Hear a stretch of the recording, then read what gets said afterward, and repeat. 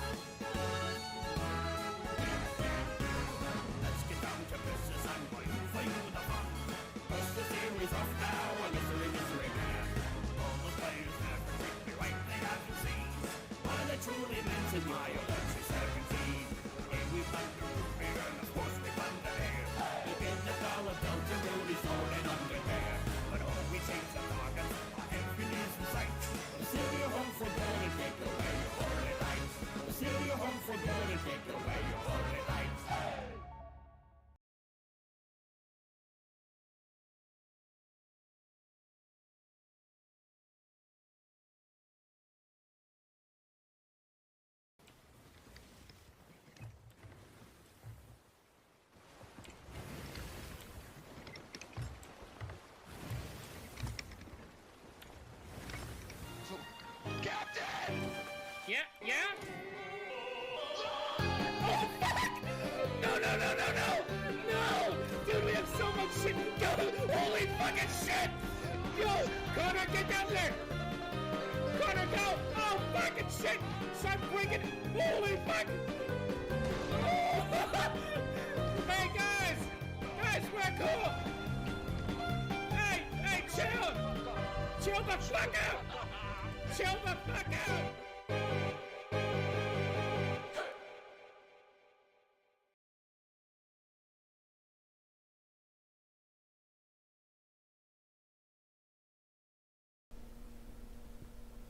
Hello, everybody.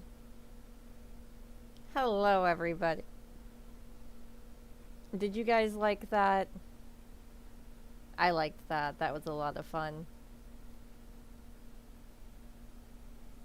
What the? Yes, hi, Zachy. Yeah, no, I mean, you know, it's Pirate Gaster. You know, it's Gaster, the world famous pirate.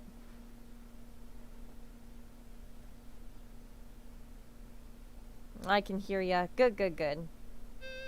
I should be nice and audible. I'll try to also make sure the music doesn't overpower me. That looks pretty good there.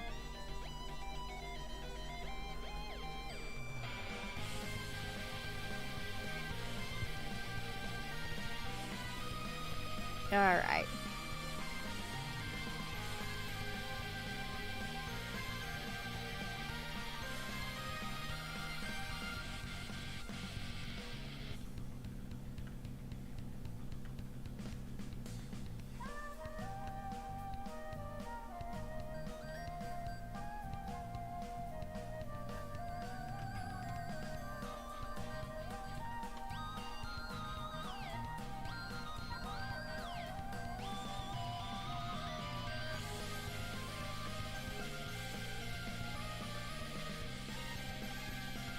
Well, how is everybody? I was at work today. That's how I'm doing. But I'm sure you guys all are more than familiar by now with the Tales of the Bagel Shop. I won't bore you with any of that.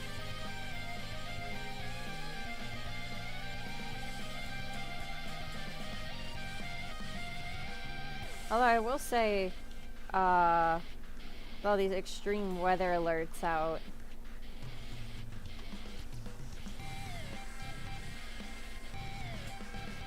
I'm not sure how long I will be able to stream, but hopefully it just doesn't affect us.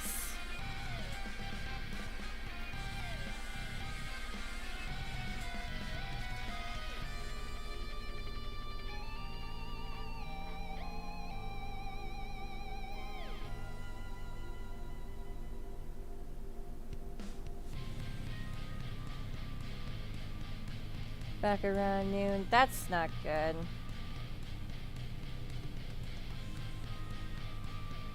Yeah, it's... The fires up there have been going on for a minute.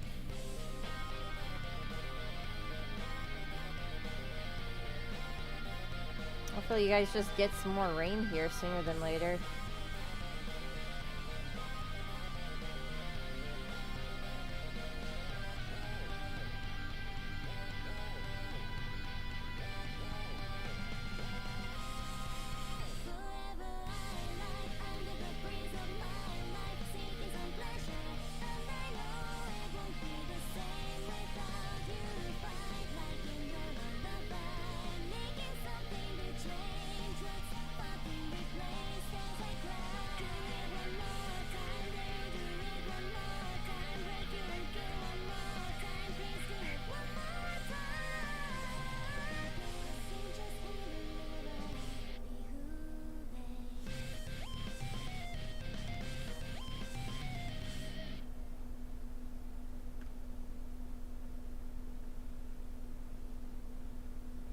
There we go. Right on business.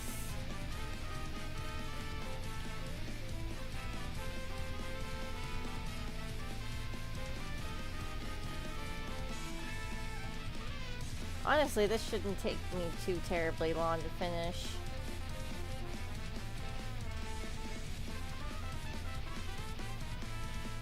It is mostly Vest's, or not Vest, but it is mostly Zoe's line art that needs to get taken care of. It shouldn't be that long at all. We'll have like a brief intermission here sooner than later, watch some fun stuff.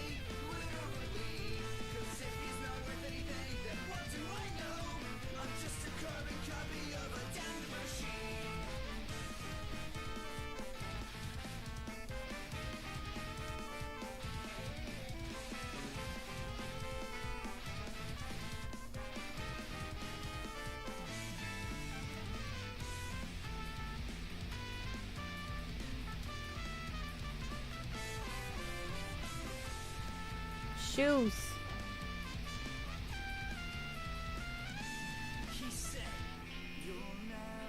Yep. Hello, by the way. Welcome, welcome.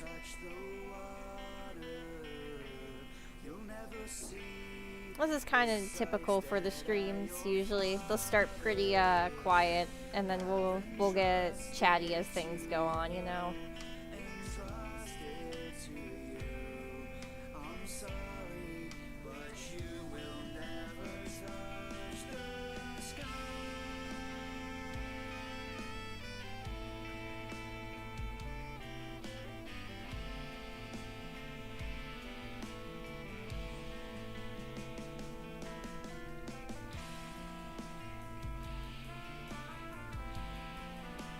Oops.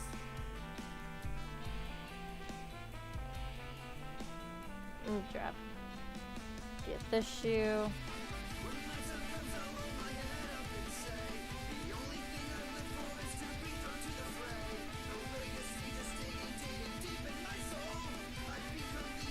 Yeah, I wish I had a little bit more to talk about off the top of my head, honestly. Although I guess while Armored Armadillo's theme is playing, I will bring up that I learned recently why it's illegal to keep armadillos as pets. Because, like, they're so cute. They are so freaking cute. You would think that it's like, oh, okay, yeah, it's like having a pet hedgehog. Why can't I have a pet armadillo? Turns out that they are the #1 carriers of leprosy. So that's interesting to know. And that's also why you should never touch an armadillo. They carry a lot of diseases, which I probably should have known because I live down here, but like, I don't know. I also just always like kind of lived with the motto of like, don't touch wild animals because they might be diseased regardless of what kind of animal it was.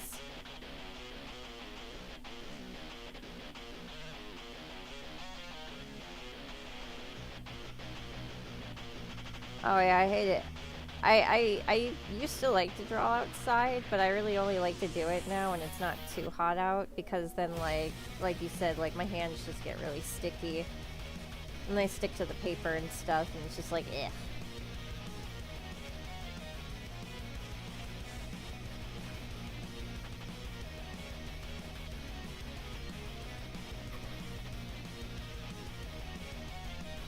Okay, brother, take your time.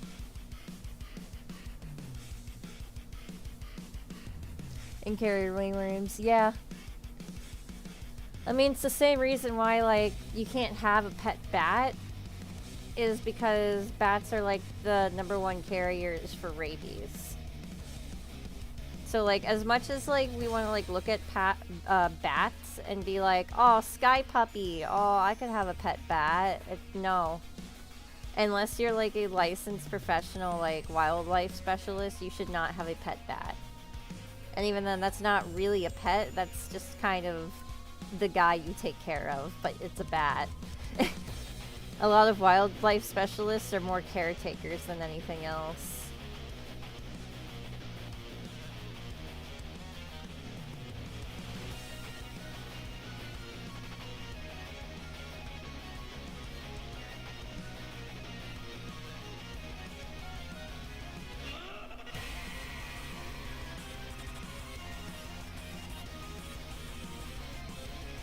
And decent amounts of drawing done.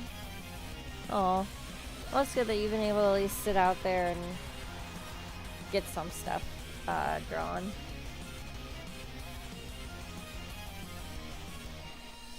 Aw, I love hedgehogs though, and I honestly love all animals. If it's a critter, I probably love it.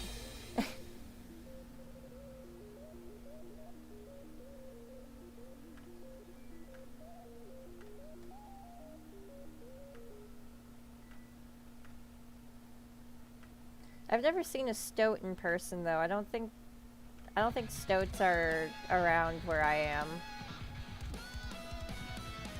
I do not think stoats are of the swamp.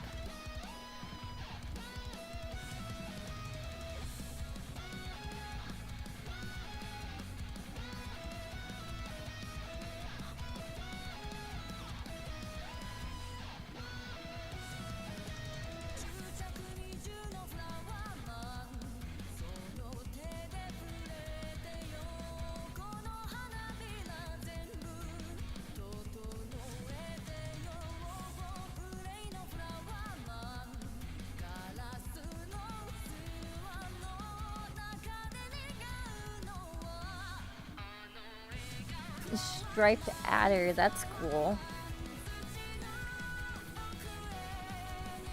There's a lot of native snakes where I live. So much so that they like have to teach like small children the difference between certain patterns of stripes. Because one is non-venomous and the other one is super venomous.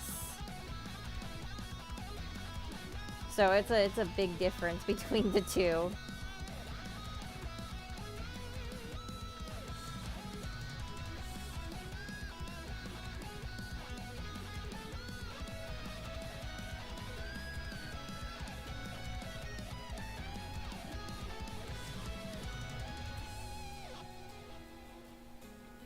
Red on yellow only applies in the US. Yeah, true.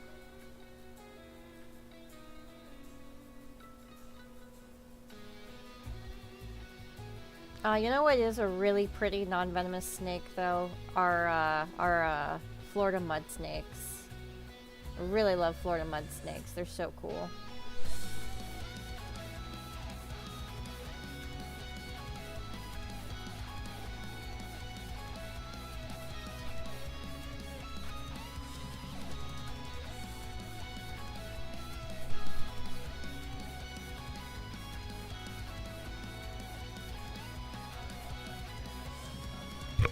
Oh, what's up, sweetheart?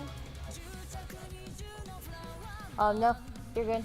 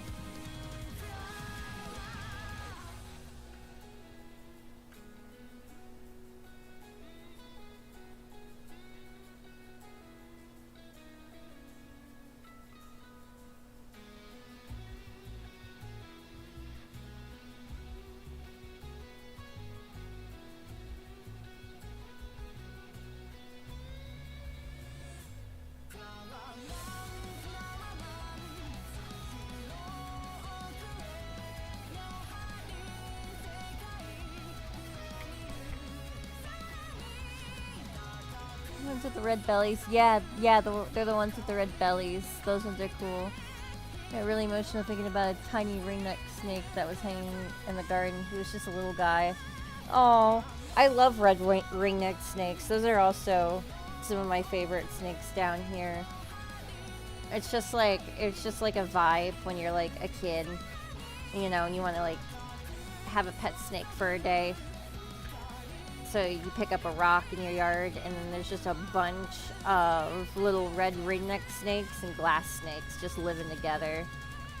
I'm not exactly sure why they were chill with each other, but I think they just kind of had a mutual agreement of like, you're too big for me to fuck with, and I don't want to eat you because you're not what I eat typically. So they just kind of tolerated each other in their spaces. Yeah, just picking up rocks and, like, collecting snakes.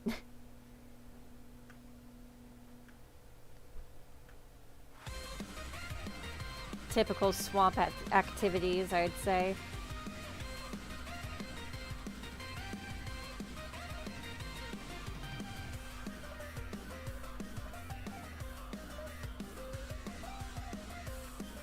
Yeah, my friend kept a pet one when we were little kids and named him Johnny Ringo, which I always very much appreciate even as an adult and as an adult Beatle fan. Johnny Ringo.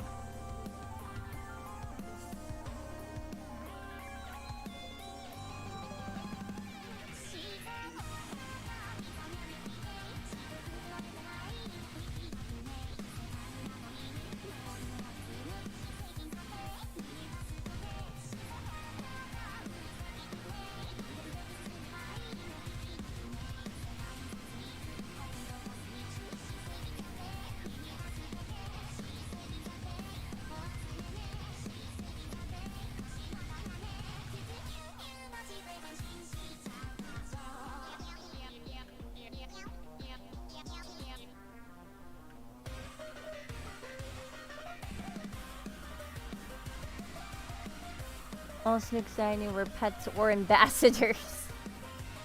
That you got to have one. I mean, it's just more, they're just that common down here, my guy. Like, literally, you just go underneath, like, if you had stepping stones in your yard, because, like, that's what I would go, check the stepstones in my yard. And you look under them, there'd be, like, 3 or 4 of them. Like, a whole ass family down there with, like, some glass snakes, like I was saying. Glass snakes are so weird, too. It makes sense that they're not actually snakes, but, like, can we, like, just call them something else? Because they are not snakes. They're literally just legless lizards, which I feel like we should just call them legless lizards instead of glass snakes. I mean, because the reason why they're called glass snakes is because their tails break off, just like regular lizards do. But that being said, why not just call them the glass lizard? It's like the same concept. And it kind of makes sense because they're more fragile because they don't have any legs. I don't know.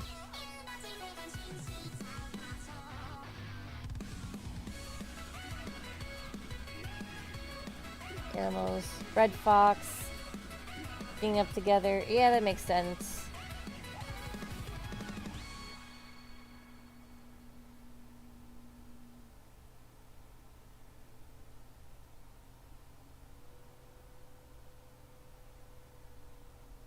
And trails to find them.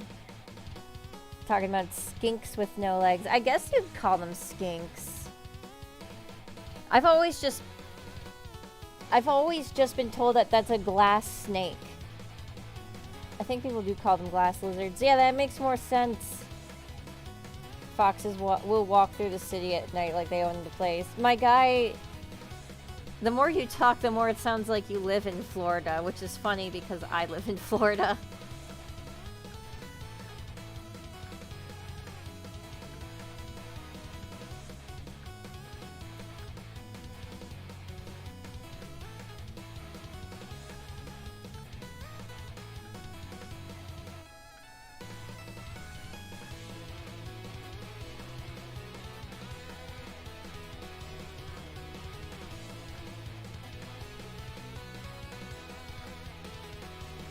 Yeah, I mean, I'll see black racers out in the wild.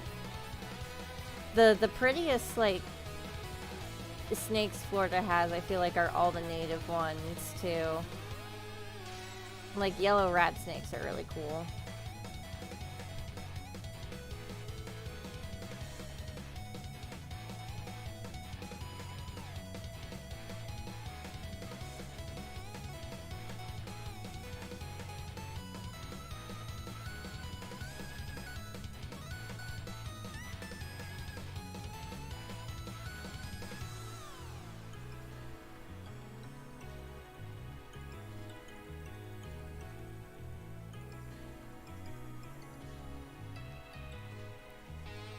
It's Crash. What's up? Florida Junior. There's a black racer in the garage once. Yeah, black racers are really common though. Rat snakes are funny because they like sneaking into people's houses for some reason. Yeah, I get. I don't know. They kind of just have a squatter's way of life. What? Yeah, rat snakes really are the squatters of the snake world. It's got a castle where the guys keep a lot of large birds of prey for tourists as a falconry of... Wait, is that... Am I reading that words? Falconry of animals. That's amazing.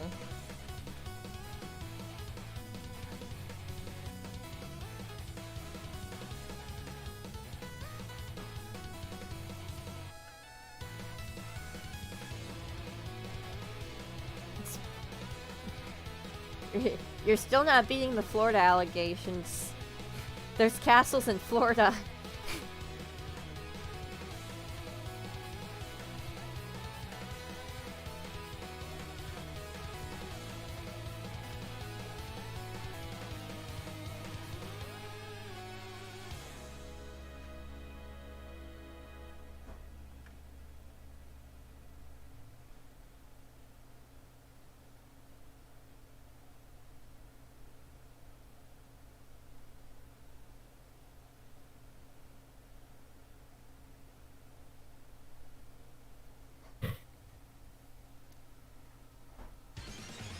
I've yet to encounter a snake in the wild, but I have got to touch at some interactive zoos. Oh, that's cool.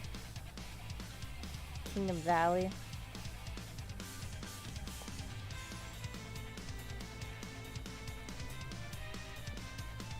Yeah, I'm just so surrounded by, like, wildlife all the time. And, growing up, my mom volunteered at a local botanical garden. Sometimes they would like bring in animals and stuff and like showcase the wildlife they were taking care of and rehabilitating. So I've been able to like hold animals like baby gators and baby caimans. Let me just tell you guys something. Baby alligators are way fucking cuter than they will ever have any right to be. Why are you so goddamn cute? Why are you so goddamn cute? I shouldn't want to have a pet alligator, but I kind of just do. I don't care if he's not baby forever.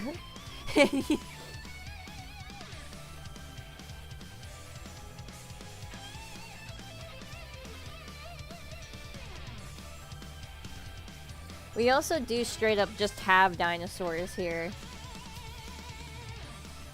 Like, that's what I feel is an appropriate description for, like, some of our really big, herons and cranes.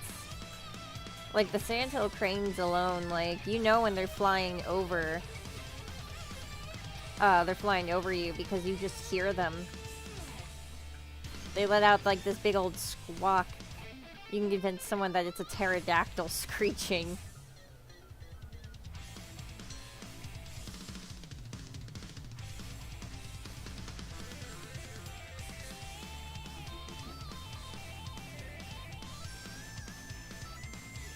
Like the flat-tailed Florida rat.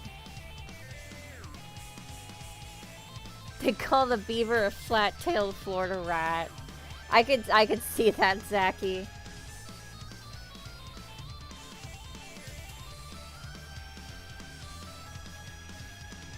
Yeah, right, Avanar Corcrut. Unfortunately, I only do commissions, my friend. Request streams only come around whenever my goal is hit on the Ko-Fi, which should be linked into the description if you're interested.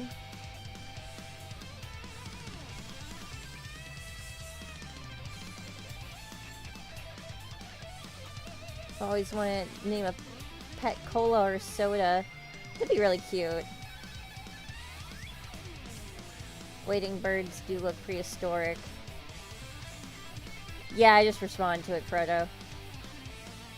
Seen a vid recently of a big ass crane or something approach a lady and it was like 100% that's a dinosaur. Yeah, look up, if you don't know what sandhill cranes are, just look up videos of them. Like, they are something otherworldly, I feel like. And then, when you see videos of them, imagine then your casual commute home it involves interacting with those beasts. Just walking right by them. They're super friendly, too. That's the other thing about them, is that, like, you would expect them to kind of be, like, aggressive, in a sense, but they are very cool with people. Now, you're not allowed to touch them because they are endangered, so that's illegal. But if the wildlife touches you, that's a different thing. Happened to my coworker a little while back. He was like out at the dumpster, taking like 5, and he was sitting like with his back like facing towards the road. And with a baby sandhill crane, the little guy kind of just walked up to him and then just started rubbing its face all over his back.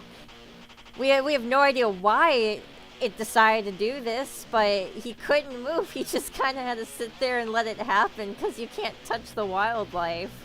But like I said, the wildlife can touch you. They're really friendly. I don't know if that's for the better or for the worst. Ace, I do have an art request. Well, I can only do commissions, so that is the issue. I do have the link in the Ko-Fi if you want to commission me something, but I don't do requests unless that goal's met.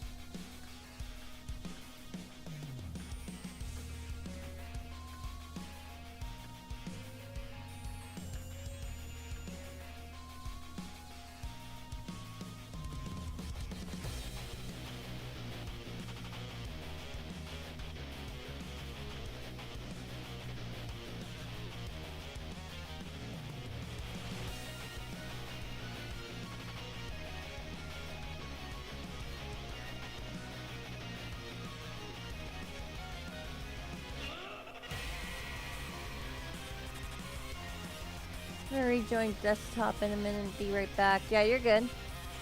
We do have the heron that is similar to a crane. Yeah, we've got herons too. We've got a lot of herons. What are we drawing? Zacky's comm? Yeah, I'm trying to finish Zacky's comm first here. Thankfully, I really don't have a lot to do. I kind of just have to try to lock in here. I might be able to start another one on stream, but we will see. I also have to fully shade this thing. Zacky, I forgot. Is there a background?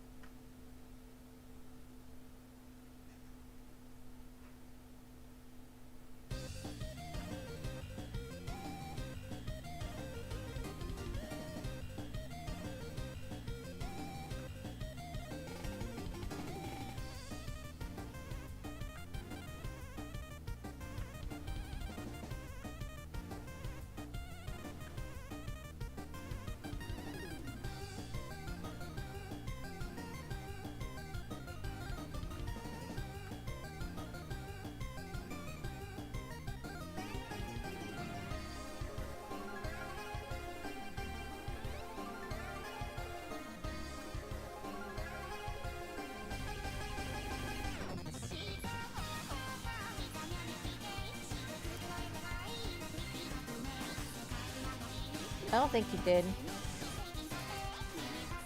Yeah, it's Zacky's characters in a Pride piece.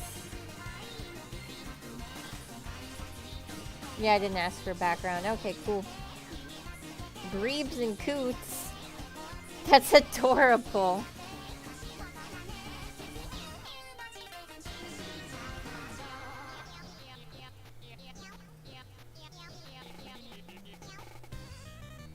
I love birds. I could talk about birds for hours.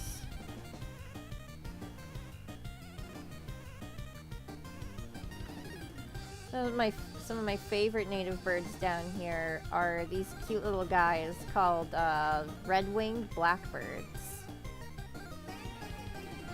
And they look pretty similar to crows or like grackle, but the difference is that they've got these little red like flashes in their wings. You could see them when they fly. They're so pretty.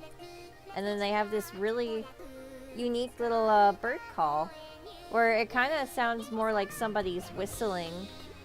Or like on my honeymoon, for instance, when I was in St. Augustine, we caught the red-winged blackbirds doing this like rare mating call at the docks. Where were we? I think it was the Fountain of Youth. Yeah, the Fountain of Youth. And like they were making this noise that was like cuckoo karuka. And it was like the coolest bird call of my life, dude.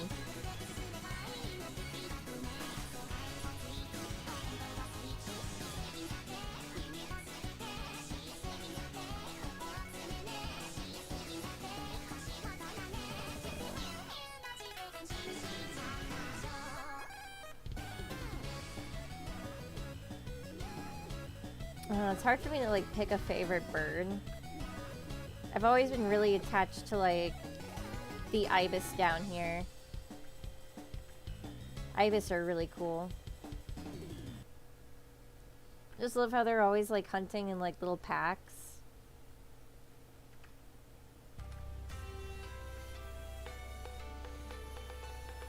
And then they make like these like, you wouldn't guess it because like if you look at a picture of them, they look kind of like elegant. But like they're kind of like little rat birds, to be honest. And they make these weird grunts and stuff, and they'll fight each other over like a dirty bagel. They're fun birds. I like them a lot.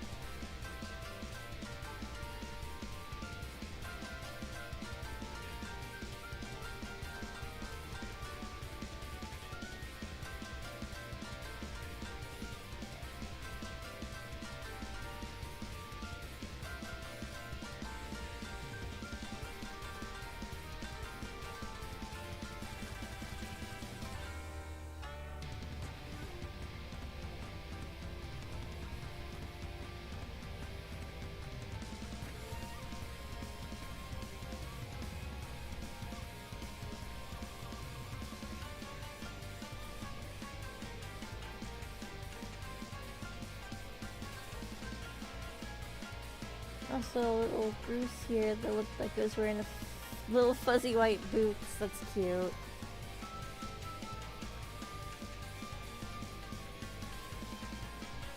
I really want to, if I get to see like a bird in person that I normally don't get to see, I really want to see an Awebo.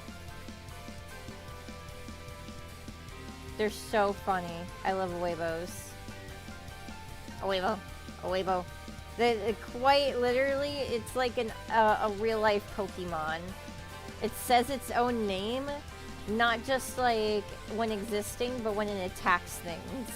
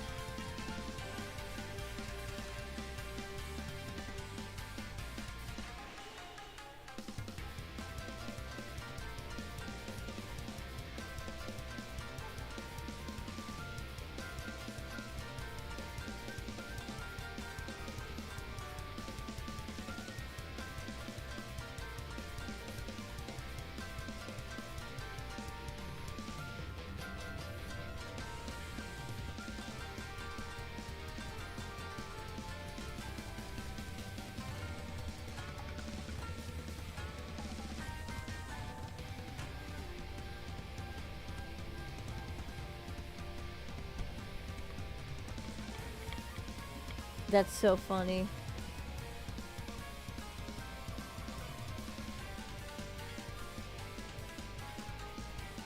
Carmack hits. I think I'm gonna be good to join unless you have another.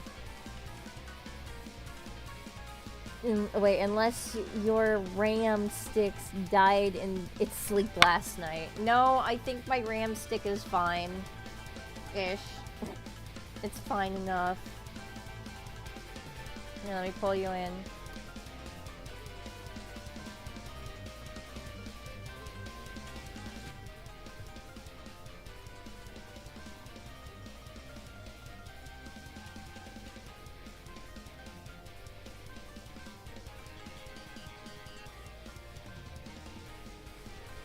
Yo, what up?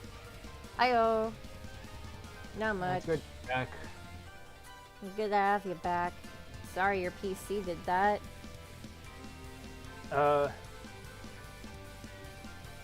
mean, it wasn't. It's not like it was the only computer I had. Just like it was the only thing that was like worth streaming games on. Yeah. Well, it's... I was working end to end. I got a graphics card update. I mean upgrade. So everything's working out nicely. Totally. Yeah, not to mention what's going on with the previous graphics card. Yes, very exciting things are happening. I'm just really grateful to you've been able to like help out with all of that too. Yeah, it's no problem. I've been on that PC building like hyperfixation lately. I wanted to like ride that high. Yeah, and I mean it's gonna really just help me actually stream things I want to stream here. Like one of my big plans, and I'll give people a little sneak peek into the future here. But one of my big plans is to just start like streaming some Sega Saturn games that don't get any love, or going through like some old PS1 games and stuff like that. Yeah. So I think your PC can probably support it. I think it should, because like the thing is that I know this computer can, if it didn't have all of the other issues that it does currently. So yeah. I totally have. Not to mention you're also using like an actual hard drive in our current year. Yes, I am. You know what? Which of my devices actually has a hard drive that I actively still use? Which one? My 2015 laptop that I put Linux on because it was too old. That's totally fair. It's awesome you were able to figure out Linux. So that was always like the most intimidating thing about it. Is like I just don't. It's really easy, really user friendly. What's up, sweetheart? Okay, sweet. I was also trying to like, I think you might have brought it up, but I was also trying to get Biscuit like interested in Linux. I was like telling him that installing Linux is just a really easy task to do. Yeah, I mean that would be the thing. The thing with Biscuit though is if I do get him a new computer, I feel like I'd rather get him a MacBook unless he has any other words to add in. That's okay. Do go for like the used ones like are fairly cheap these days compared to like yeah. Don't get new. I wouldn't get a new. Get like we can't afford like that. a used one that hasn't seen that much use, or like one of like the repairable models, so you can like swap out the solid state drive and add more RAM and that sort of thing. Totally. It's not that difficult. Because I was so intimidated by it that I thought I would need like an expert or like someone who knew how to like properly prepare computers. But no, I was able to remove the hard drive and dead battery from my dead MacBook in like an evening.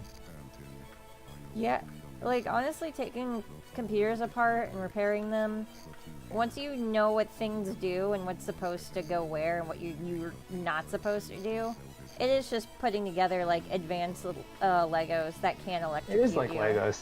Yeah. So everyone, they're Legos that can PCs. electrocute you, but they're Legos. So yeah, the reason why I'd want to get him a MacBook is just so he could like log into his Apple again, have access to all of his music and stuff.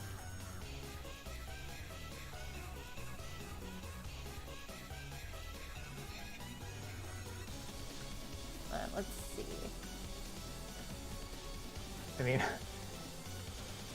could do like a Hackintosh. A Hackintosh. Yeah, like install like Apple on like a PC. Ooh, wait, so you could install Apple just like on a regular old PC? Yeah, you have to jump through like a few hoops, but it's possible. Interesting. But for the newer like OSs, you do need to like have like some special apps for that, like a special like patcher in order to like install like the new operating system. It wants you to use hardware with the proper processor or whatever, but you don't actually need it for that. Yeah, it's kind of like whenever you download something for the first time and Windows is like, are you sure this is safe? You didn't get it from our Microsoft store. It's like, oh my god, you pansies. Like, that's such an like the only thing you ever want to get from Microsoft stores is Minecraft. Literally. Know that to do and what not to do, you can do pretty much anything. Yeah, that's pretty fair.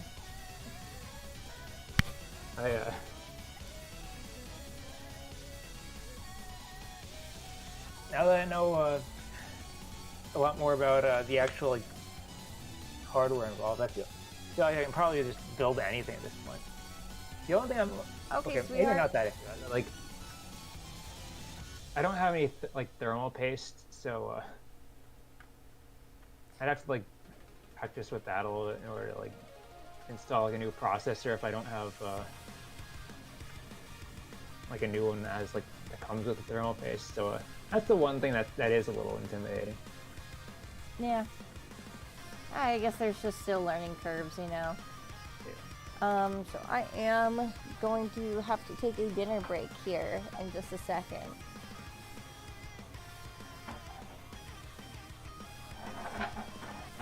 How long is that going to be? Probably not too long. I've just got to eat my food and be done with it. Actually, I'll use this time to go eat dinner too. I'll be back. cool. Yeah, I would. gonna I'd say be- it'd probably be like less than 30 minutes. Yeah, it seems reasonable. Yeah, I'll get off the call for now, and then we can just pick things up later. Yeah, no problem, dude. All right. Oh, later. Laters.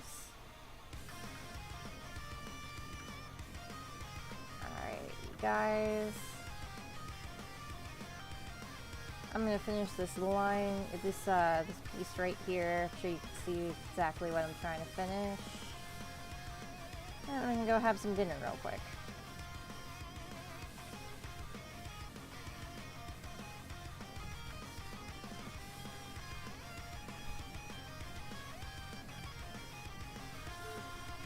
Thank you, sweetheart. Almost at my stopping point.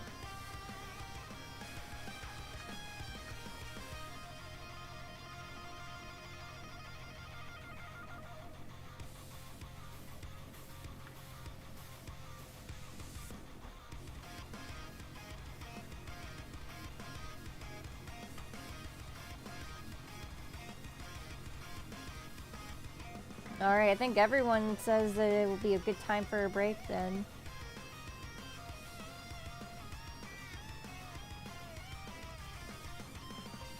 Minecraft is just better as a separate exe. True! That's why I have both Java and Bedrock. Alright, so let's put you guys on quick BRB. And I will be right back. Oh, it's not supposed to be recording.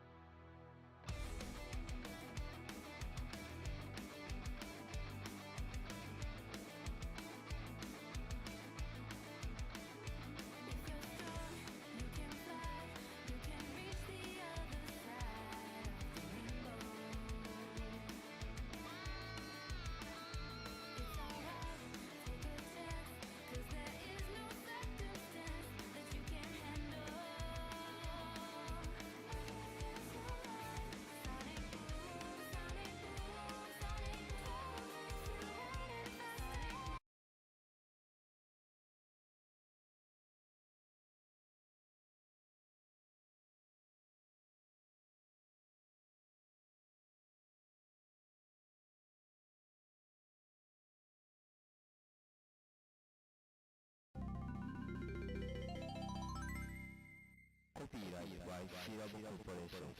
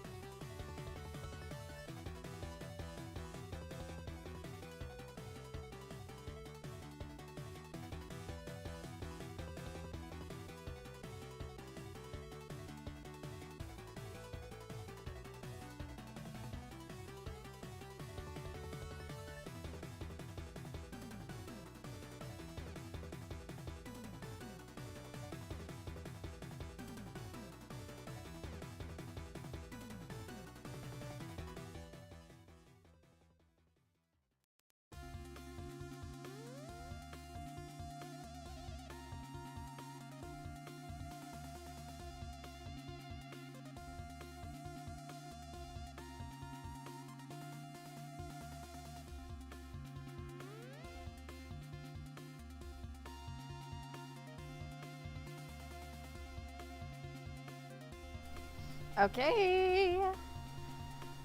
Hello, I'm back from dinner.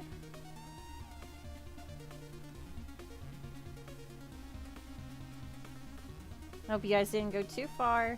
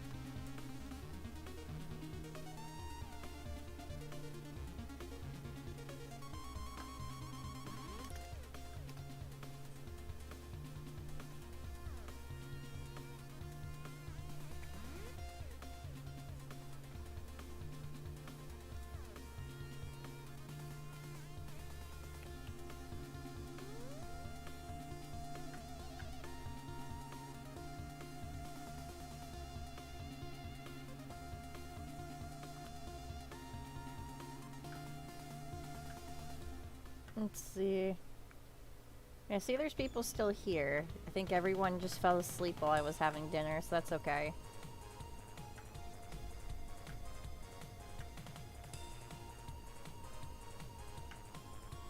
The rusty OST, I guess, lulled you all to sleep.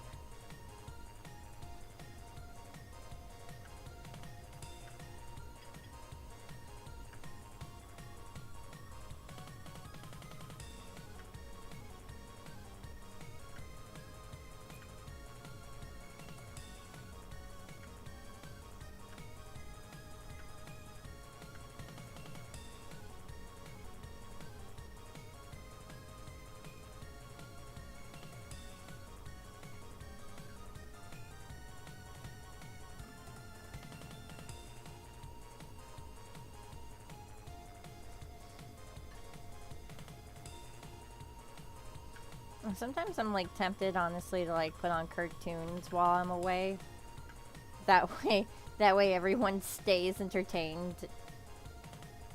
But like, then there's just becomes the problem where like I don't know what I can play without getting in trouble. Sometimes, oh god, one of my least favorite things is like, say I upload a video, say I have a stream, right? And then like someone goes in and they claim the music from the stream. I'm like, oh, okay, that's weird. What did I do? And it's somebody trying to claim that because they own a sample, or not own, but because they used a sample that's been used in like music older than whatever the guy used, then that he owns everything that sample is in. So like for a while when I would use the Sonic CD soundtrack, bro would try to just claim Palm Tree Panic as his own song because he used a sample from Palm Tree Panic in his music. It's fucking ridiculous. But there's nothing I could do though, because like if you wanted to fight back against it, you have to send that person your fucking address and personal information. It's like, okay, that's fine, I guess. Fuck me.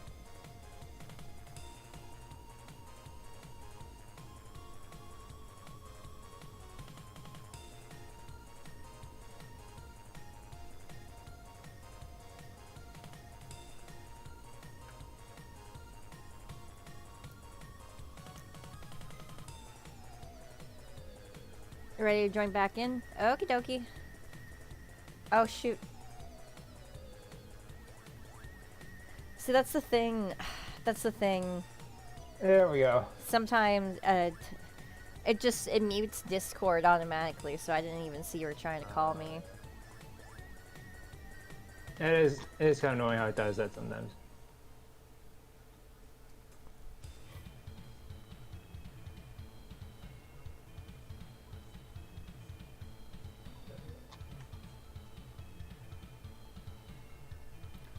Oh, and Zacky's back.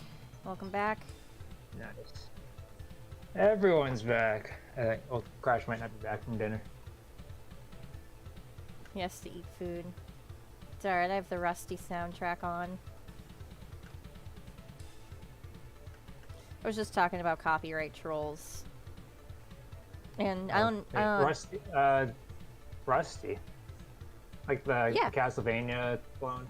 Yeah! Soundtrack is awesome from Rusty. Oh yeah, it's been a while since I heard it, but I remember liking when I heard of it. Rusty seems like a game I'd be interested in like checking out, but the amount of like hoops I have to go through to play it really turns me off from it. Like I'm sure Millennium's not that bad. You gotta... Maybe someone made like a port of it. No, it's locked. I watched like I watched a deep dive video on it because I was genuinely like curious about it, and it is locked to the PC 98. It's never seen a re-release outside of that, so you have to have a functioning PC 98 or like get an emulator to work, and I've heard that's not the easiest thing in the world to do, so I've just never really attempted outside of that inquiry.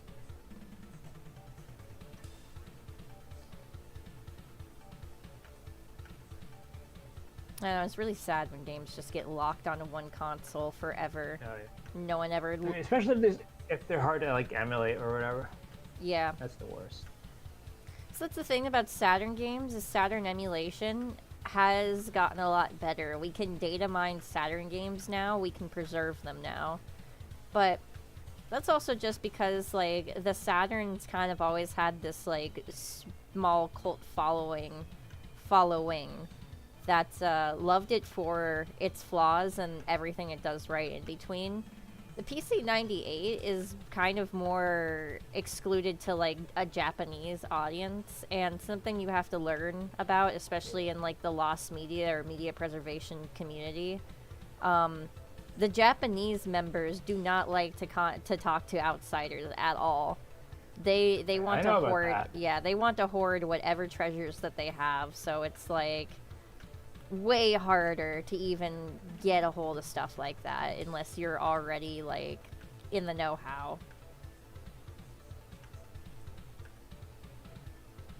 But it's really impressive how far Saturn emulation has come. Yeah. I was showing the video last stream I had on where the Nights into Dreams community like finally got to data mine the game. This video is about like 4 years old now at this point, but they successfully data mined it, and just like it's so crazy the amount of like teamwork and passion and just being able to like throw shit at the wall, watch it blow up and try again is just like really commendable from the preservation community in general.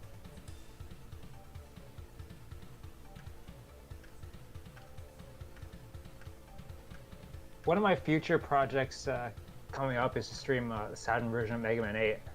Ooh. It'll be a pretty fun time. Very fun. I have a couple of must-plays on my list here for when I get my Saturn emulation stuff to work. I really want to check out Panzer Dragoon, specifically the third one.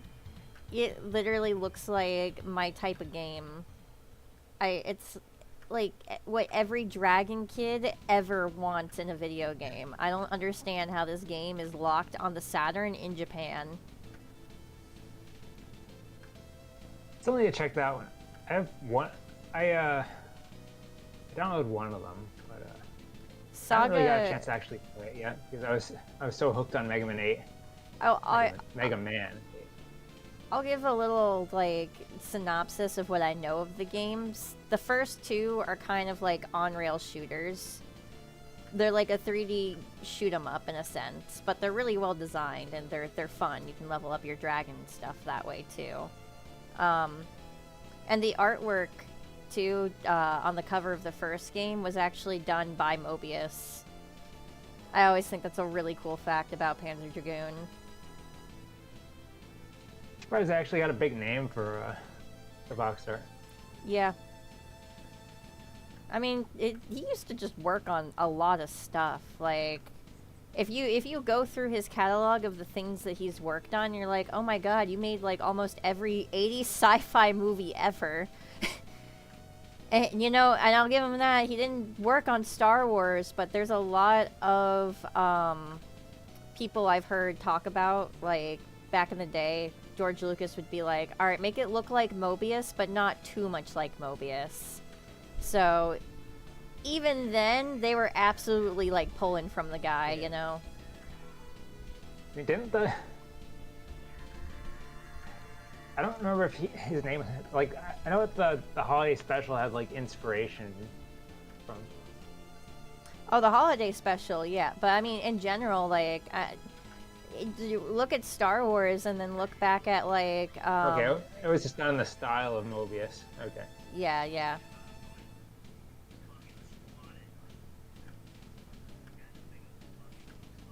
But if you look at, like, Star Wars and look back at, like, his comics that came out before and, like, Azarak and stuff like that, it is very clear where George Lucas is pulling his inspiration from. Yeah. It just wasn't, like...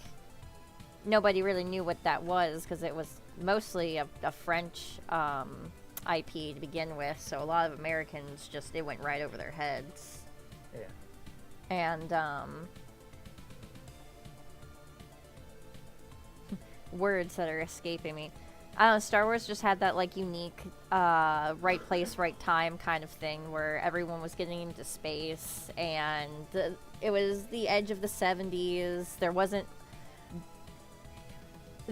like, there was stuff to go watch in the movie theaters, but, like, a lot of it was kind of, like, you could predict what was going to happen in this movie type, you know, stuff going on. Like, all of the movies from the 70s that, like, I very much love and adore, they're the exceptions. they're all the exceptions, I feel like. So, yeah, I mean, he just had a movie in the right place at the right time, and everyone loved it. It's kind of like how I feel right now, honestly, about, Backrooms. I really, really like the Backrooms movie, and, I think it was just kind of the right place, right time thing for the movie to come out, you know? The idea of the Backrooms has existed for a few years. People know about the series, and, you know, it's just kind of been a hard time for horror fans these, like, past decade or so, so finally getting someone, like, in a director's seat that wants to see some scary shit is so fun. I am so here for it.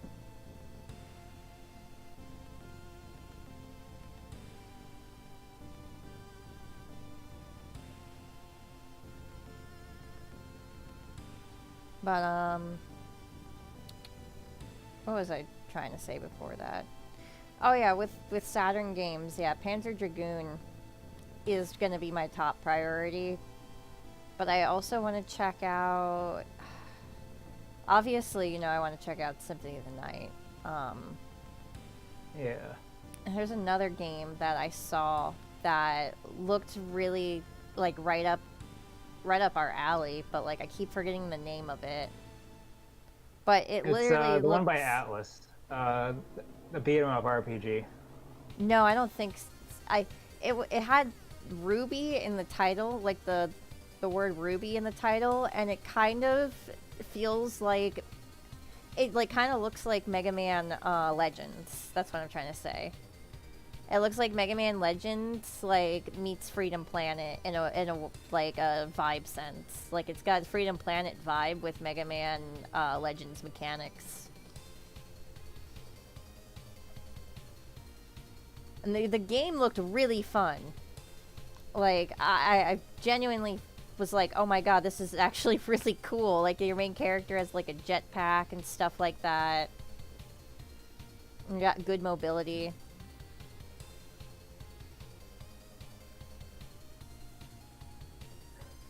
Oh, time to go to the library. I know it's got Ruby in the title. That's what I remember. I don't remember what anything else about it. I think the main character's got like a red color palette.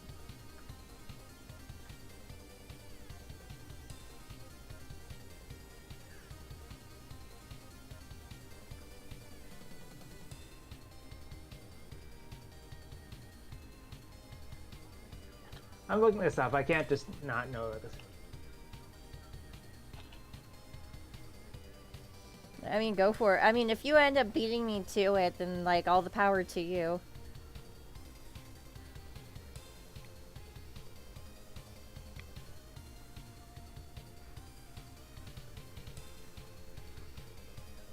I'll have to make a short list of like Saturn games I can recommend.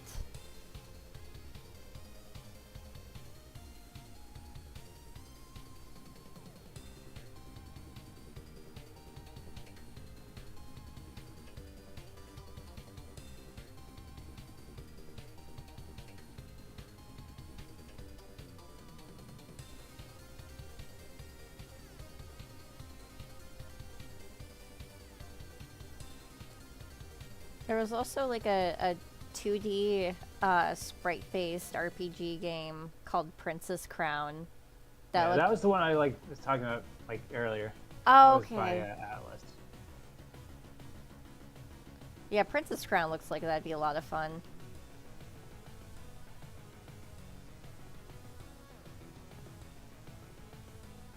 I just really like how nice the sprites look.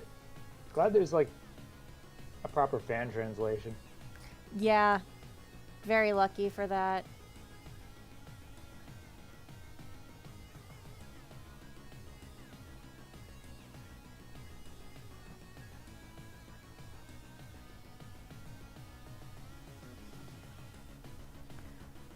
That's the thing about Panzer Dragoon. Also, I think there's an English translation for Saga, but I know Saga only came out in Japan, so it's just like cry. Well, I looked through every single Sega Saturn game and I didn't see Ruby in the title of any of them. Really? I'll have to go back and find out what the name of the game is, because it looked like it would literally be something that we'd play on stream.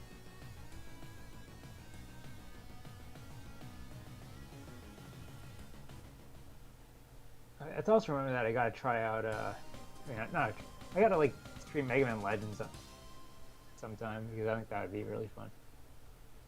Oh, that'd be cool.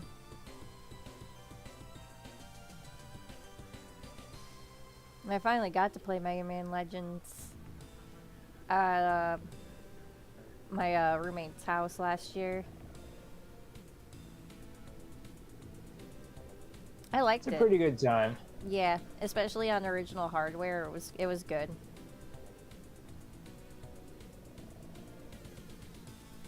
It's like hard for me to really complain about anything. Because I feel like a lot of people just, they want to complain about,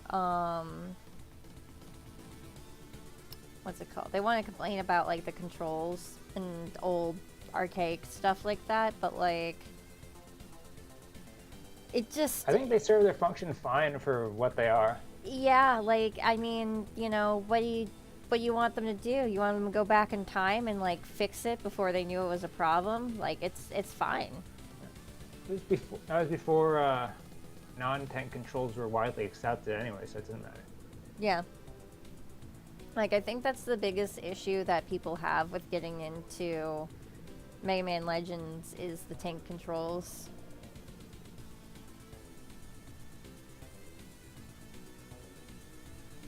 Like, come on, it's not Bubsy 3D. Yeah.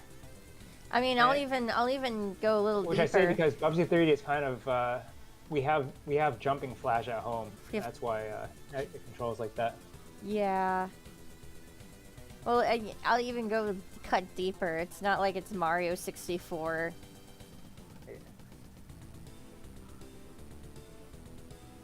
Listen, I get the game. I get it. It's a classic. I didn't grow up with it. I don't like it. My first 3D Mario game was Mario Sunshine. And then, so going backwards... My first was Galaxy somehow, even though I'm like... I should be in the age range to grow up with Sunshine and maybe 64. I didn't get into 3D Mario until much later. No, that's totally fair.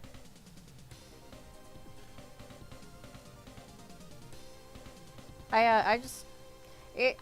more often than not, it just kind of ended up being like, I ended up with these games in my vicinity because I was a child and people would give things to me. Like, I got to play... Like, usually I was limited, because I didn't own my own console until the Wii. Before that, I was just plug and play, and whatever I had to try out at friends' houses. That's right, that makes sense. No, my first... Even then, my Wii library was fairly small, because I didn't want to ask my parents for a lot of stuff. My first console that was like totally mine was a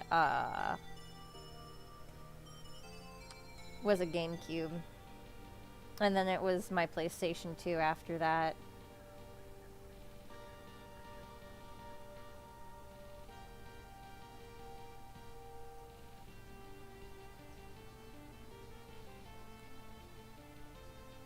I do have a really good PlayStation 2 library. I feel like it could always be better, but like, given like I had limited games growing up, it's pretty good. I mean, PlayStation 2 does have a lot of hits. That was, I had a couple friends who owned the PlayStation 2, and I always enjoyed playing stuff at their houses because they had a good library. My favorites have always honestly been to like go back to, and I mean like I found new favorites over the years, with like buying new games and being able to get into like mature rated games as an adult. But like I really like going back to Ratchet and Clank. That's just like one of the best games on the PS2 you can play. There's no complaint there. And I feel like it serves as a good template for what a modern Mega Man Legends could be like. But it does though. That was what really keeled me over to wanting to play Mega Man Legends, is when I realized that it was just Ratchet and Clank before Ratchet and Clank. Oh yeah, that reminds me, another recommendation. If you want like something in that sort of genre, or the game Or Die Trying for the PS1 is pretty similar to like Ratchet and Clank and Mega Man Legends. Or Die Trying? Yeah, it's ODT, or Die Trying. Interesting. Ooh, I only had to try like a very little bit of it, but it was pretty neat. I just saw a spicy flash outside. Yeah. Oh, and then there's the thunder. Yep. I don't know if it passes quickly. It's gonna thunderstorm. They've been saying stuff about it all day, like on the weather alerts, like emergency, big thunderstorm today. Got a storm that's seemingly gonna reach us in like a few days, but I got time. It's not a big deal.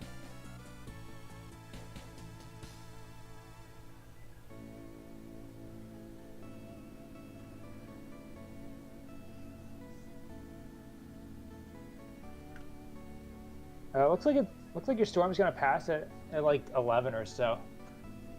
Oh, it's gonna be like gone by 11. I was just checking like the weather map. Yeah, that makes sense. Although that's one thing that like you get to understand this as you visit or live in Florida. Don't trust what the radar says. It doesn't know. You gotta look outside and be like, okay, yeah, that looks about right. The radar. Feel in your bones. Yeah. Oh, you say that, but so, because of a car accident, just context for chat, a car accident from about 10 years ago, my mom's got like metal in her legs. And because of that, when the pressure drops in the area, she can like feel it. So my mom literally has like the ability to feel when it's going to rain, and she calls it her superpower. She says that it hurts though, which makes me feel bad, but I still think it's funny the way that she like handles it. Like, oh, that's just my superpower. I know it's gonna rain.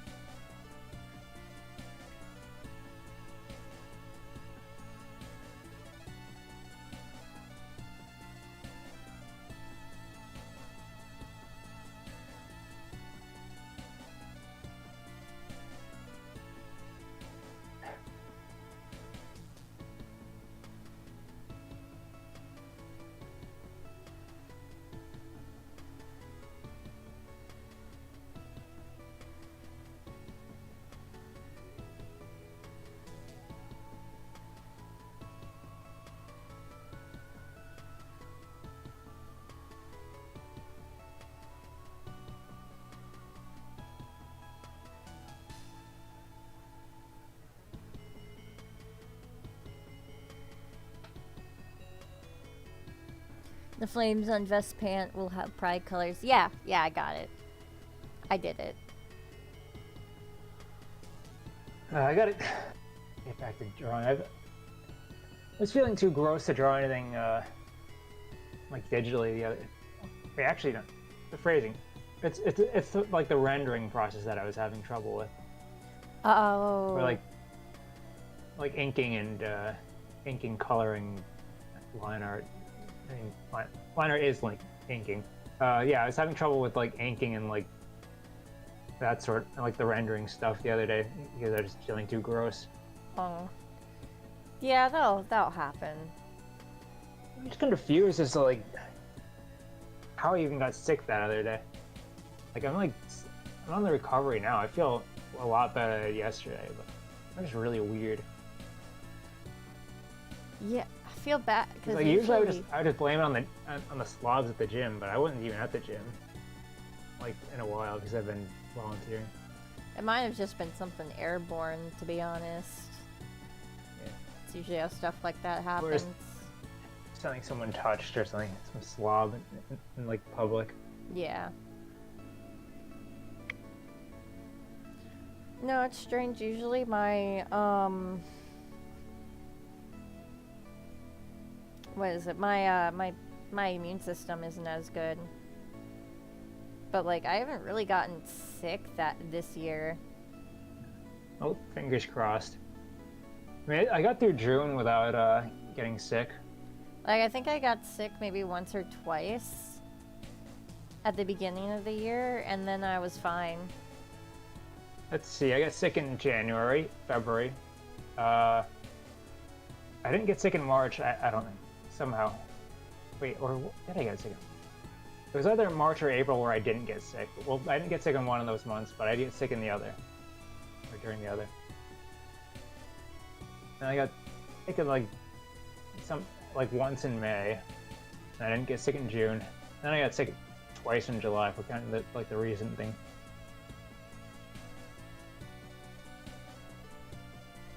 So I'm kind of a magnet for diseases, unfortunately. Just like an armadillo. I don't know if you were here earlier when I revealed. Oh yeah. I mean, I was watching. I think that was like right when I joined. Poor armadillos.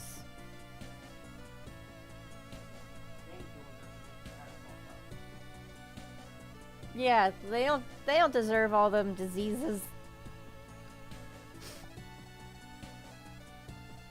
My husband and I being silly with each other.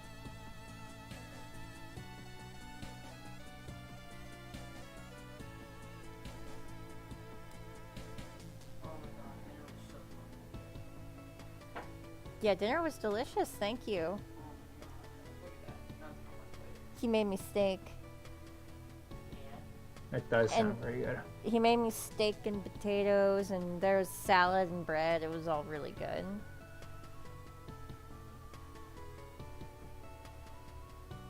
I need to make bread again. I love the rolls we had. Is bagel and topping. I was making really good biscuits last year that I was pretty proud of. Nice. I'm usually not like a biscuit I haven't really gotten person. to it this year, especially since one of the people I would usually make it for can't really eat any gluten right now, so kind of Oh. limited.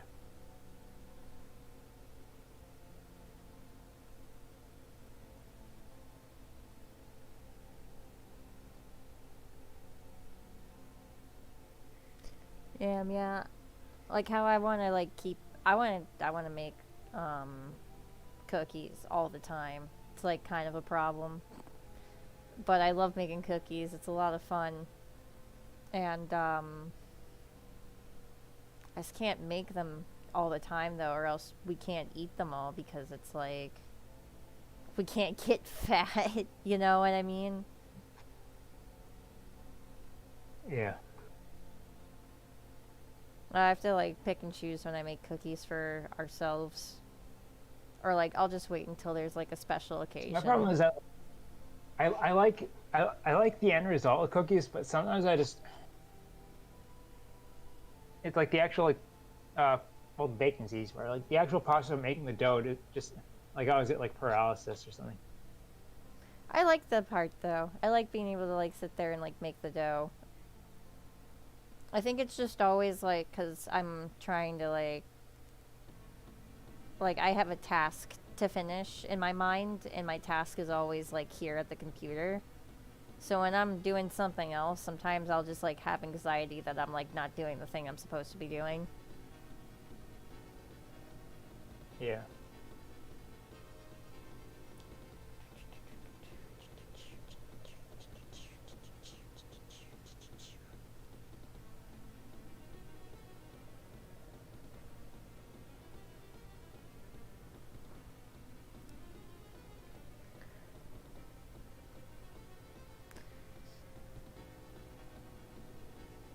Alright, Zaki. Do you like how that's colored?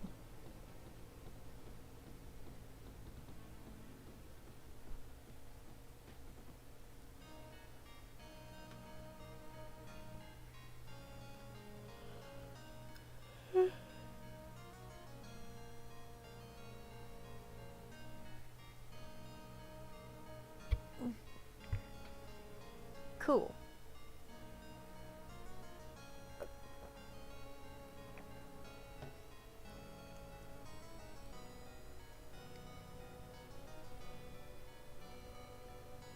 Let's see. I don't plan on making this a super long stream. I'll probably go for like another 20 or 30 minutes so I can get some more work done. And then That seems reasonable. Yeah, because I want to take a break in between before we get on to do the meeting for the Yeah, thing. makes sense. The super secret project. Yes. Which I have, it's funny, I have the last piece of artwork done for it to announce it with. I just need to like render some extra shit and then we're good. I gotta get back on that because I've just like you heard I was like You've been sick, you're sick the fine. past few days, and I also had to deal with like other stuff too. You're fine.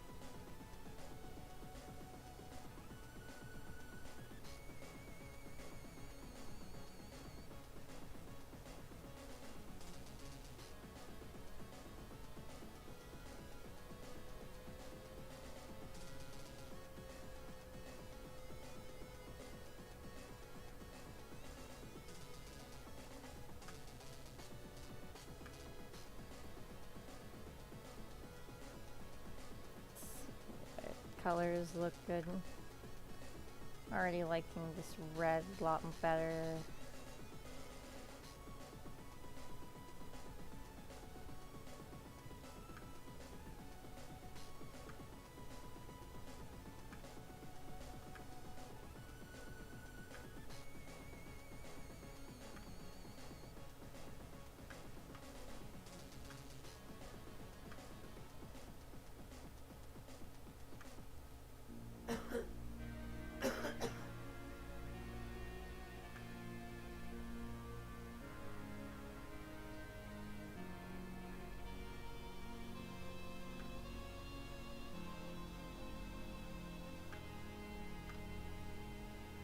Oh, and I also scanned a thing for the project. Oh, good. That's So- good. Yeah, should make things a little easier. Yeah, things are going well so far. A part of the call tonight is just going to be how like we're going to organize ourselves in through some of it and reworking some ideas and just making things like streamlined so they're going to work. I hate to be so vague, but we kind of have to be right now. I'm sure Yeah. you understand what I'm trying to say, though. Yeah, kind of. Yeah.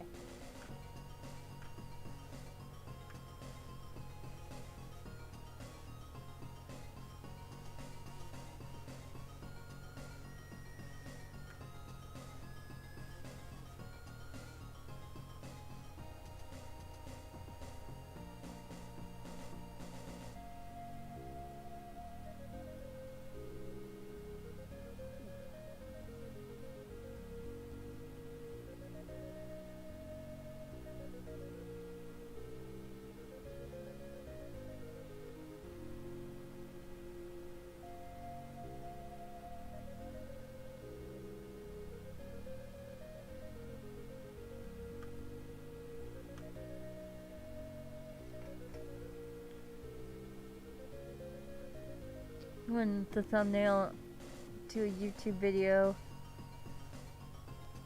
Oh! I've actually seen that before. I actually do know what you're talking about. That's actually a really weird coincidence. I'm familiar with the Ken Ashcorp song though, and the thumbnail. Now that you say that, that is actually really reminiscent of that. The name sounds familiar. Ken Ashcorp?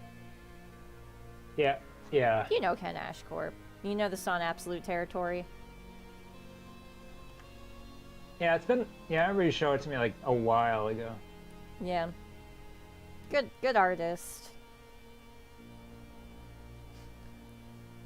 I would like label the music as furry pop, but like good artist, you know. It's hard to really say anything else about him. Oh, and then he wrote that one song about Andrew Dobson. That was really funny. Oh, that was him. That's where I last heard that name. Andrew Dobson, professional artist. He traces pictures of Big Ben. The fact that we have that song is actually incredible because that, I think, was live on YouTube for less than a day before it got taken down. Here's that. That butt hurt. Yeah, I think the reason why I think Ken took it down of their own free will, but like own free will with the idea of what Andrew Dobson might do if he sees it. Oh, yeah. I thought it was taken out because his Dobson got butt hurt. No, that was something that Ashcorp used to do back in the day, where they would post like little jams or like little ditties that were kind of shit posts, but they wouldn't leave them up for very long. They'd have them like taken down. So the fact that it got archived is just amazing to me because there is some of that stuff that's lost to media these days.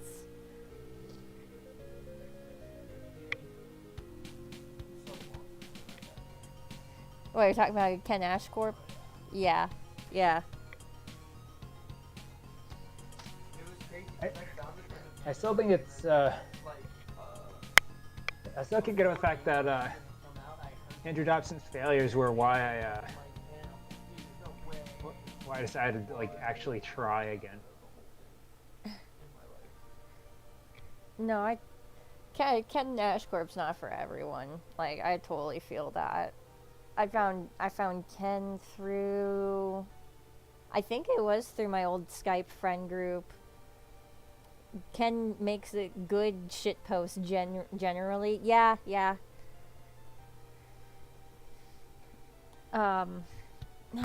Andrew Dobson's just a really good case of like what not to do as an artist.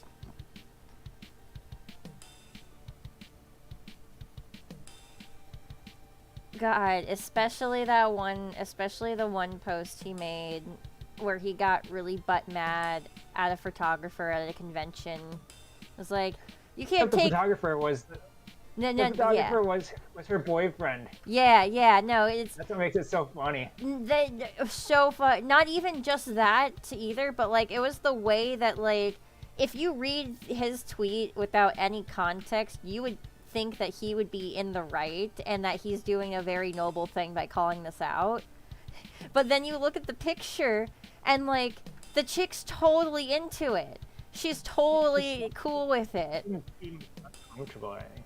It's Yeah, so bizarre. And yeah, and then it's her boyfriend too on top of it. So like, it's just he just really fucking wanted bizarre. to look like a white knight, or like people like him more. Yeah.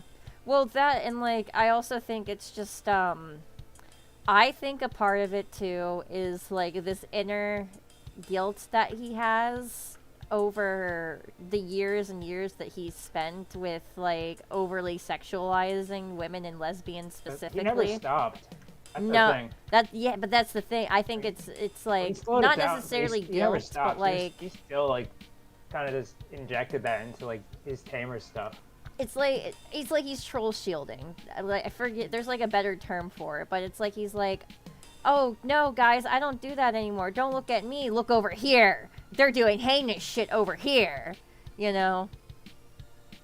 I feel like it's like borderline troll shielding the way that he did it.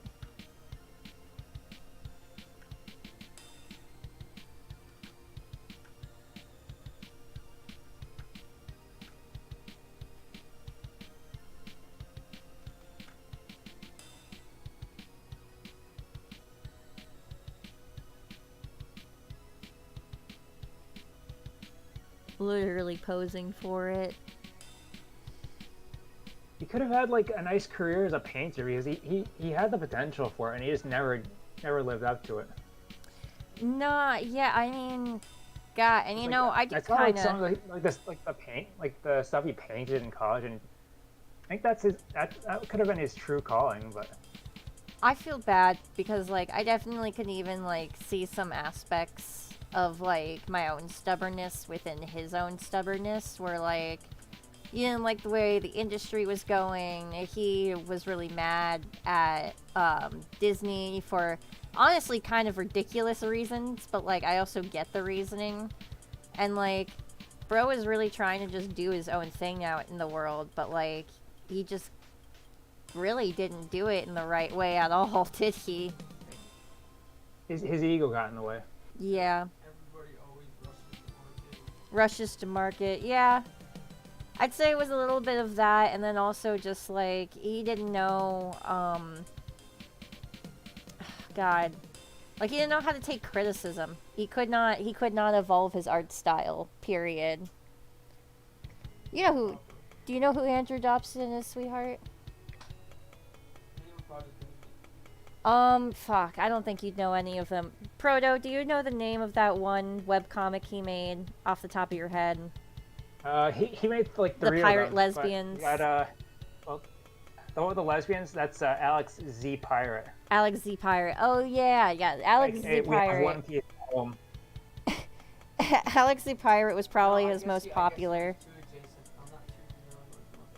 Very DeviantArt core thing. If you know him from anything, you probably know him from his old Spot comics, where like. I knew him from So You're a Cartoonist. Oh yeah. Yeah, the old. I always saw him in like my sidebar. But I just thought he was like, I didn't know like all the baggage that he carried at the time. I thought he was just like another like webcomic creator on DeviantArt. I found I didn't him. really get the full picture. I found him by Like years later. his old what is it? His old little webcomic shorts for Spot. Fuck, I forget the full name of it. It's been so long, I don't A-log lolcows.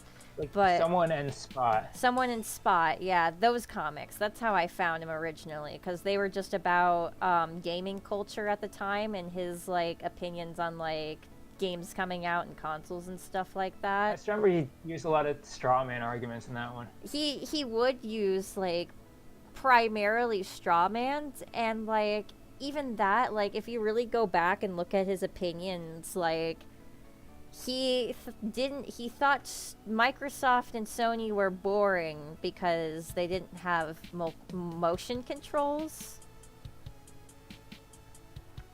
Like, I get it, the Wii was cool and all, and it kind of got shat on by like the wider gaming market, but like you don't have to dick ride the Wii like that either. Just wanted to be a contrarian for that. Yeah.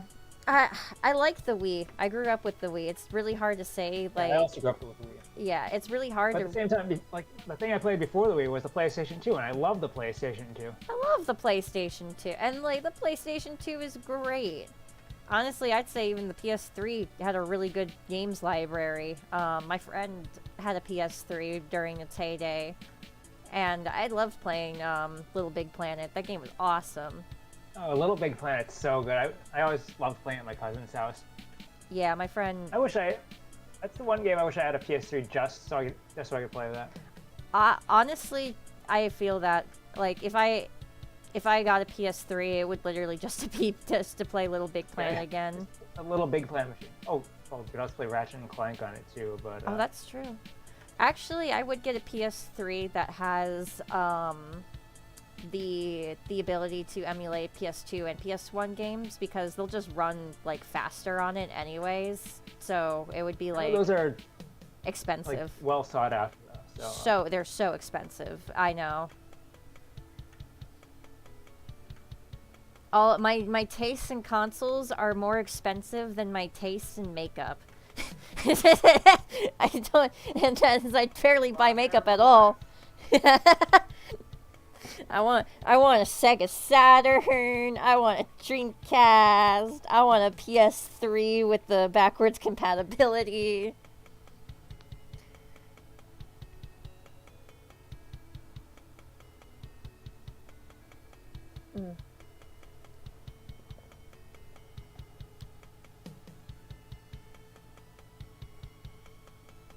I honestly associate the PS3 the most with, like, playing Minecraft, to be honest, though. It's weird because I usually associate Minecraft with just PC and Xbox, even though it's multi-platform. It's because my friend had it on her PS3 as well. So, like, the vibe usually was, if we're going to go hang out and play video games, it was Minecraft or Little Big Planet for a while. That makes sense. Before she got the PS3, we would just kind of like share our Sims 2 games and expansion packs on the PS2 back and forth. That's fine. Well, I was gonna say, besides what I said, the other thing on PS2 that I associate with is MotorStorm, because all the Walmart demos had that game. MotorStorm. Yeah, it was a racing game. Okay. No, I've not heard of that one. I don't remember if it really did anything like really like revolutionary, but I remember it being like fairly solid. I think it was pretty decent.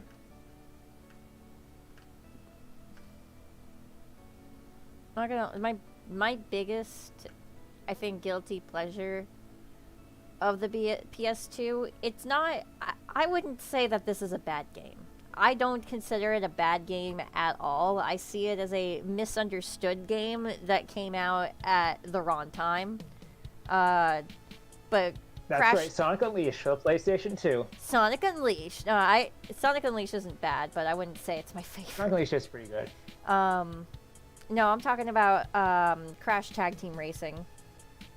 That game. Oh, I played that is one, I think. Stupid, but Wait, it's what was the fun. one- Wait, that was 6th gen, right? Yeah, that was PS2. Yeah, I think it also had a GameCube port, which is how I played it. If it did, I've never played the GameCube Or port. maybe I'm thinking of something else. You might be thinking of Nitro Kart. Nitro Kart may Nitro have had Kart, a GameCube. that's what I was thinking. Yeah. Nitro Kart's the one that's kind of more similar to Diddy Kong Racing, where you can go around the hub world and stuff. Yeah, With okay. Tag Team kind of did this weird thing where it said, fuck it, we're a platformer and a kart racer.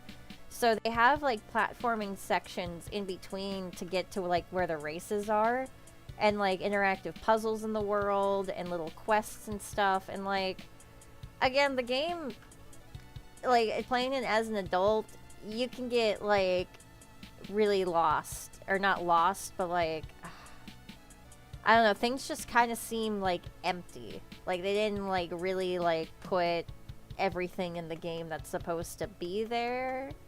Oh, they had to. They probably had to remove some stuff in order to get it out to the market. Yeah, but my theory is that originally Tag Team Racing was going to be 2 separate Crash games, but due to like budget or like creative, schisms, they decided to just merge them together. Yeah. So like, yeah, the platforming sections are actually pretty like good though. And I like all the 3D worlds. I like the races. I like how they like bring characters to life too. Like everyone kind of has their own purpose in the world. And I don't know, it just gives you more context to like who you're racing and why you're racing. It's not just like Mario Kart, start, fight Bowser, race Bowser. Like they give you context and like objectives to like accomplish before you go racing. Yeah, I guess that makes sense. For some reason too, the Egypt world used to really scare the shit out of me when I was a little kid, and I really don't remember why. It's not really even like we need to have a stream where you play it and get swiftly reminded of why you were afraid of it. I think it might have to do with the fact that like Tomb Raider also scared me at this point in time. Just games that got really quiet and dark out of nowhere would freak me out because like in my baby brain, games are supposed to be like loud and colorful. So when they get dark suddenly, nuh-uh, I'm not having a good time. What the fuck is happening? I gotta get back into playing Tomb Raider. Tomb Raider is I liked. awesome. I had 2 as a kid, but I didn't get super far into it. Like I got to like the second half of the Venice area, I think. I have the And I like got lost on a puzzle. I got like stuck on a puzzle. I have I was also playing on like sorry, go a ahead. really old janky laptop somehow. So I didn't have like a controller. I had to do all with the keyboard. That's actually more impressive. And some of like the choices for like inputs were like really bizarre. I remember like I think alt was jump for some reason. Yeah, I have I actually have the trilogy, the OG trilogy, but it's split up.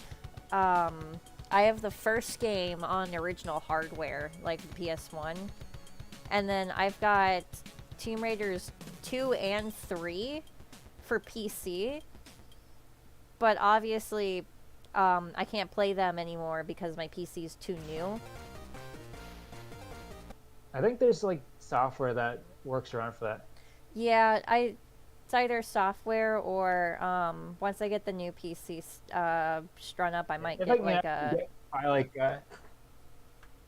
if you're able to get that DVD drive for cheap and it actually works, because I'm pretty sure Linux has like programs designed to like run older games.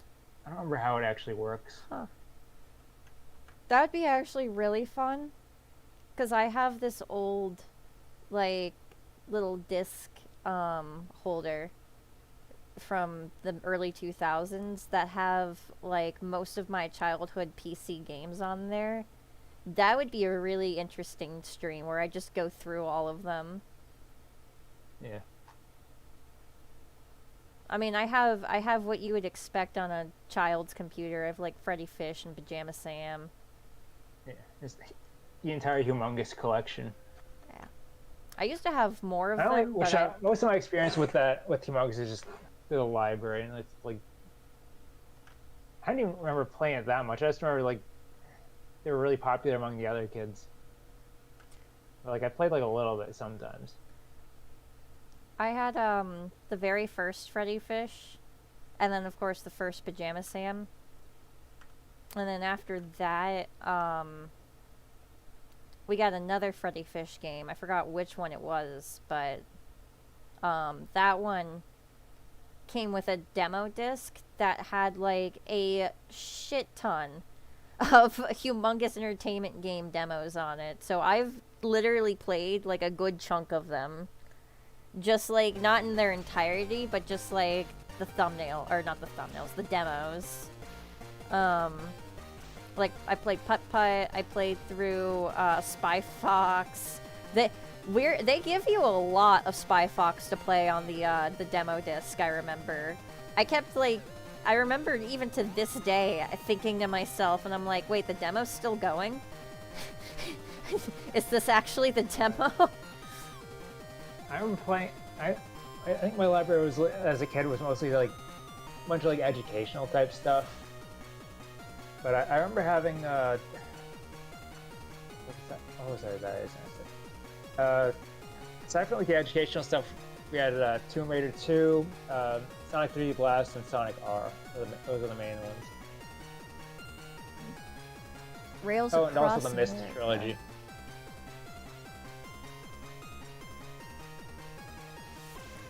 Railway management starting in like the 1800s or 2000s. Oh, yo, I actually think I've seen Vinny play that before. That's really cool. I think I had something like I think I had a different. Well, it was like a rail management game, but I had something a little different from that.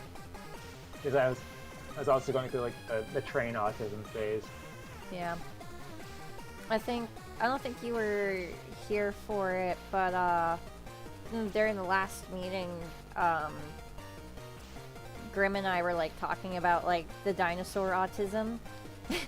And I brought up this old book I had. It was this huge dinosaur book. I was in love with that thing, and it came with this CD-ROM that you could plug into the computer, and it would show you these diagrams of like how the dinosaur would look, like a skeleton with its muscles and with all of its flesh attached, and like all these animations and stuff. It was such a cool little like just feature. Before feathers became more widely accepted.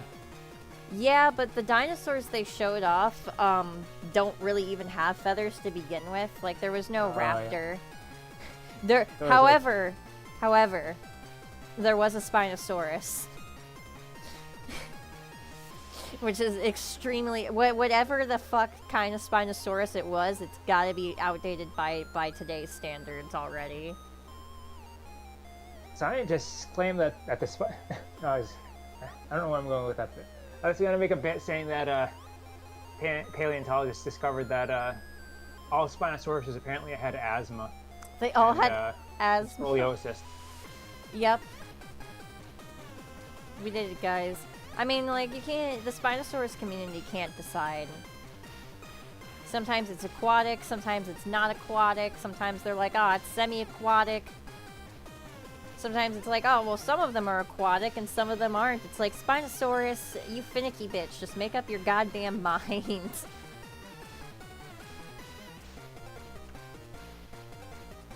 Maybe there just wasn't enough of What, baby? the Spinosaurus to like analyzed when they first discovered it. No, if I remember correctly, it was actually discovered, only like the spines were discovered originally in Egypt, which is why actually the species Spinosaurus aegypticus exists, because that's what it was named after. It was named after the discovery. Like, have you seen really old interpretations of the Spinosaurus? Not the Spinosaurus, but I saw really old interpretations of other dinosaurs that were just really wrong.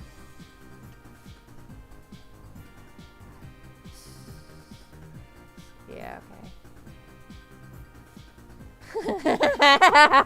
It's just, it's always staring at it. It's just like, it's so fucking goofy.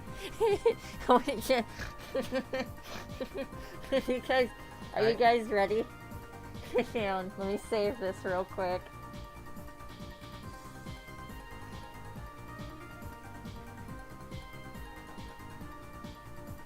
Also, I just noticed you're using Chrome. Yes, I am. Wait, is my thing I on had to switch display? from Chrome to Vivaldi because Oh god. I heard that was like the best like Chrome alternative. Well, mostly I also use Firefox. But... It's just easy for me because I just have all of my stuff set up on Chrome well, through transfer Chrome. it all. I know. I just don't feel like it.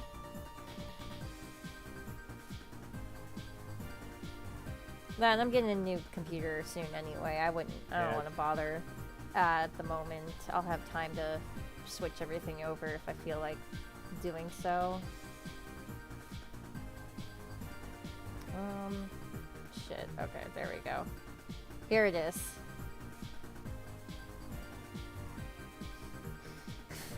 The original Spinosaurus. So goofy looking. They are absolutely heinous. Oh, actually, hang on. This is a good diagram. Can I get like a picture of this that doesn't look like ass?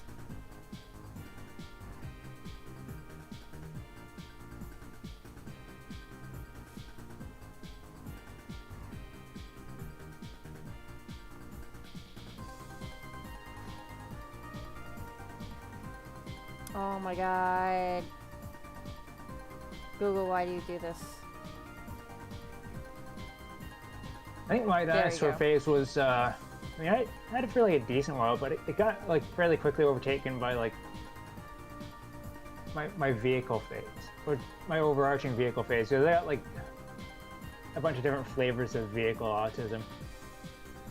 Oh, these are really good. Yeah.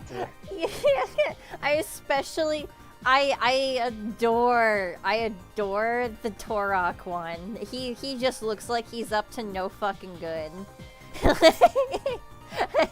And this one, they both look like they're up to no Turok good. Turok didn't start off as a video game. I totally forgot about that. No, yeah, Torok is I much totally forgot it was a older. licensed property the whole time. A lot of people forget how Wait. old Torok is. Like, they were kind of cool, but I ultimately really attached anymore than your average Jurassic Park, like, before time. Yeah, that's fair enough. I just, especially, like, again, growing up in Florida with a lot of, like, little lizards, the idea of, like, big lizard and big lizard I could ride and make my friend was awesome. I really liked them. Like this, I would say this guy right here, this guy is like what I know as a Spinosaurus. That's the Spinosaurus to me, is the one from Jurassic Park 3, because they also based the one in the book I had off of this one. It was the most current, idea of what a Spinosaurus was at the time, so it makes sense. And then like, I never had any toys of it as a kid, so I guess it didn't really stick out to me that much. Spinosaurus. Turok looks like the purple antagonist from Monsters Inc. He does look like Randall. Also, he does look like I know Randall. about Turok. Got a little yap a little bit. I'll just dive it. Turok Rage Wars for the Game Boy Color has like some of the most kick-ass music I've ever heard, and it's just that's my music recommendation of the day. Based. Also, I just realized that this Spinosaurus down here, his name is just Paul. There's no last name. He's Paul. Alright, unfortunately, I think we are out of time here. Yeah, I wanted to end Had a things. good time though. Yeah, no, we made a lot of good progress. We got a little bit of good fun with our dinosaur tangent.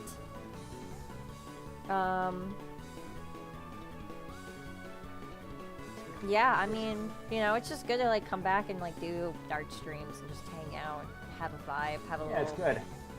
session. Yeah. Well, is there anything you want to plug before we leave, my guy? You got commissions running or I anything? mean, I already plugged Turok Rage Wars, but I'm gonna get. I should probably plug my channel. You guys, I mean, you can see me in the chat. I'm gonna plug my channel because I'm gonna try to get back to streaming this week with something. I forget what I said I was gonna stream when after my my hiatus, but I'm streaming something. Probably Mega Man 7, I think. Yeah, that would be fun too to see. I actually. Or more endless. One of the above. I gotta like get back into it. I haven't played Mega Man 7 forever, so that'll be fun to see. It does look amazing, almost like they're swap tops for this dance. Aww. Yeah, I'm having a fun lot idea. of fun. I'm having a lot of fun drawing this one. I really like the colors. Also, Zaki, I'm still working on yours. I just had trouble rendering it, so sorry about that. Yeah, I have plans for when I decide to start streaming games again. We're definitely doing the entirety of Deltarune up to the chapter 5, obviously, because there's no other chapters after that at this point. That's kind of the big thing, because I've been wanting to do that for a while, but I just haven't had, you know, I haven't had the need to be like, yes, this game is worth the $30, or is it 20? I think it's $20 actually, that it is on Steam with like the little amount of content that was out for it at the time. But now, Chapter 5 makes it worth the price. I definitely want to play through it. It's going to be a lot of fun. It's gonna be a fun time. Yeah.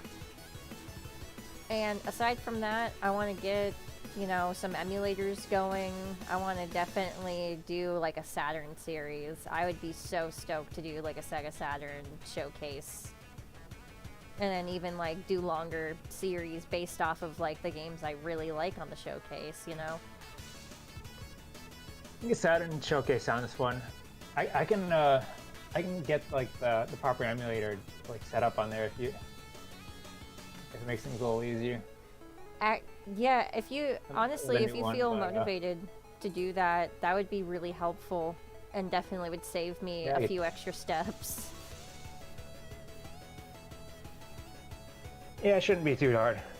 Cool. I'll just transfer my existing one over. It's gonna be all hunky-dory. Cool.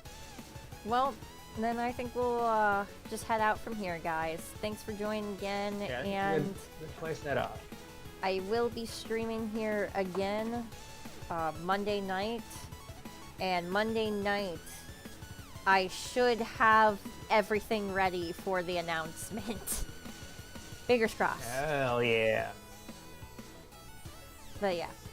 wait, did I say Monday night? I meant Tuesday night. I meant Tuesday. Well, Tuesday night. I meant Tuesday. I'm sorry. Tuesday night's the night. Tuesday night, not Monday. Tomorrow's Monday. Tuesday.